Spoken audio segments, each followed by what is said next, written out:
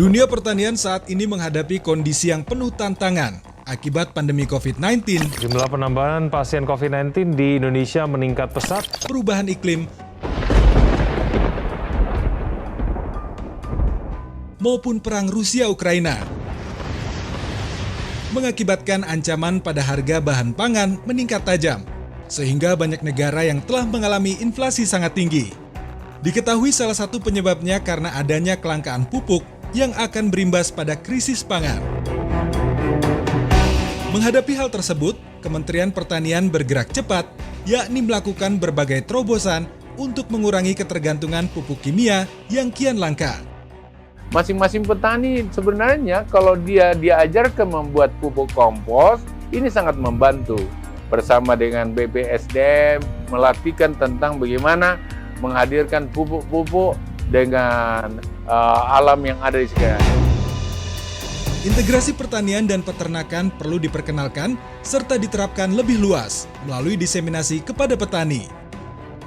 Untuk itu, Badan Penyuluhan dan Pengembangan SDM Pertanian melalui Pusat Pelatihan Pertanian menggelar Training of Trainer atau TOT solusi pupuk mahal bagi widyaswara, dosen, guru, dan penyuluh pertanian tanggal 26 hingga 28 Oktober di BPPKH Cinagara, Jawa Barat. Sehingga petani nantinya bisa membuat pupuk organik dan pupuk hayati yang murah karena sumber bahan baku untuk membuat pupuk organik ada di sekitar kita. Dengan penggunaan pupuk hayati, pupuk organik, dan pemupukan berimbang mampu mengurangi biaya produksi yang cukup tinggi.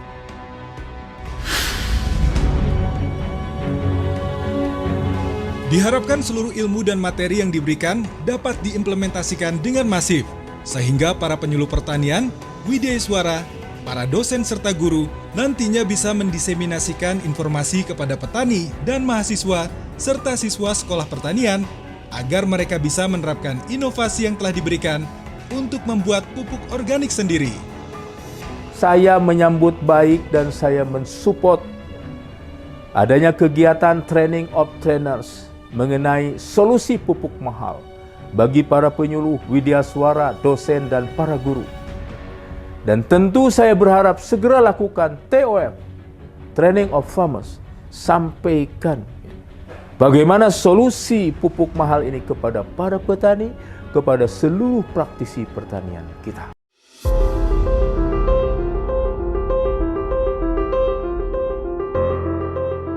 Saat ini dan ke depan, tantangan sektor pertanian tidak hanya dihadapkan dengan perubahan iklim yang tidak menentu.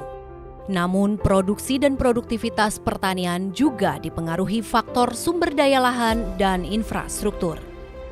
Salah satu faktor utama yang menentukan tingginya produktivitas hasil panen adalah pemupukan atau penambahan unsur hara bagi tanah dan tanaman, yang dilakukan harus secara tepat serta berimbang. Pemupukan berimbang adalah pemberian sejumlah pupuk yang sesuai dengan kebutuhan tanaman dan kesuburan tanah, agar terjadi keseimbangan hara di dalam tanah sehingga tercapai kondisi favorable untuk pertumbuhan tanaman.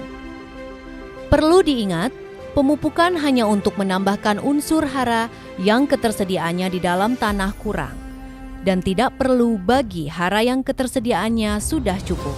Diketahui, pemupukan dilakukan untuk memenuhi kebutuhan unsur hara makro.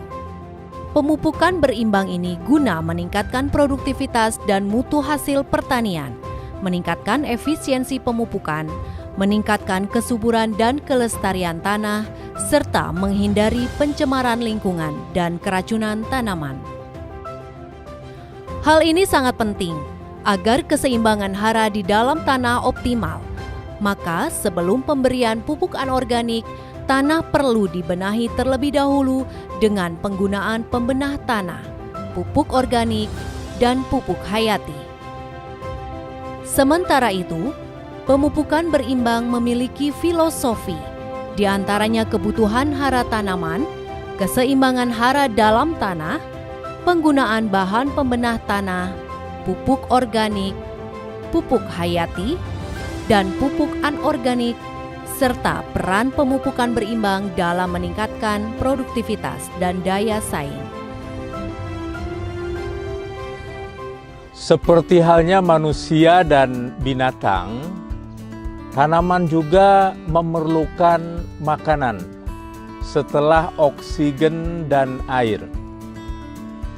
Makanannya tanaman itu biasa disebut sebagai unsur hara.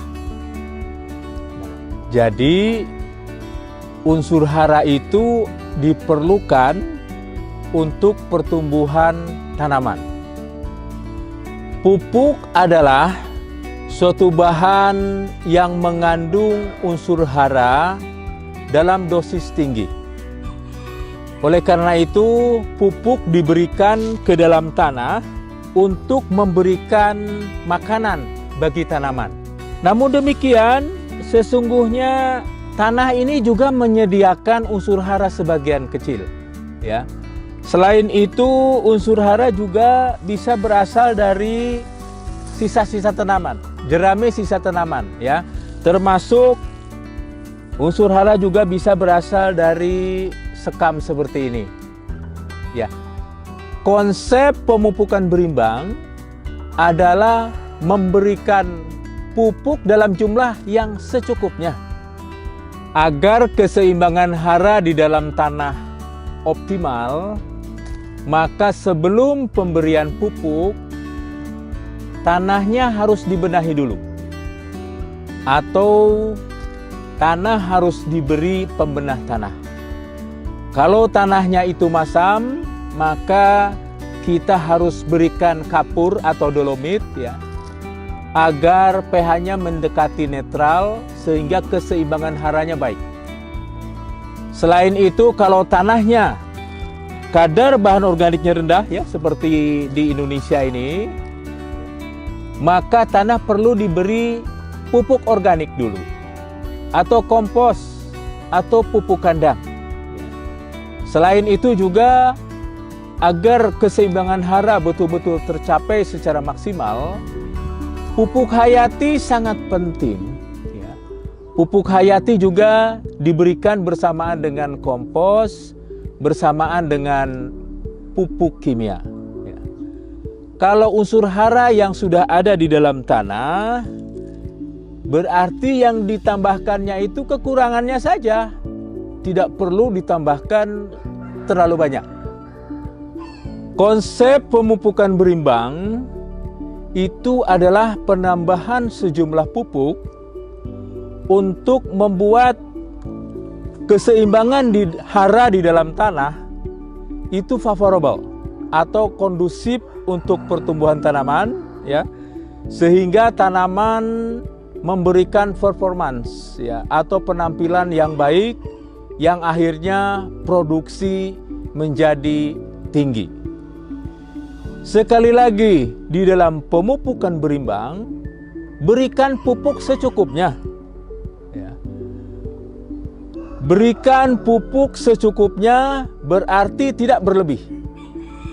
Karena kalau kita memberikan pupuk berlebih, itu tanaman tumbuhnya akan sukulen dan relatif empuk, sehingga ini menjadi kesukaan hama dan penyakit tanaman.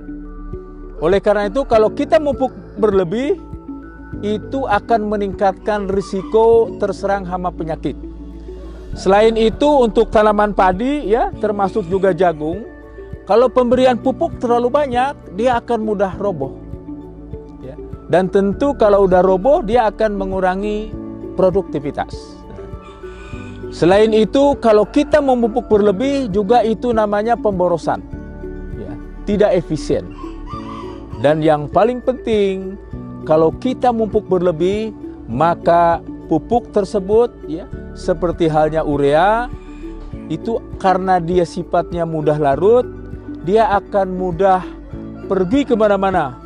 Dia akan mudah terinfiltrasi ke dalam tanah, akan mudah juga hanyut, sehingga mencemari badan air dan mencemari lingkungan pertanian.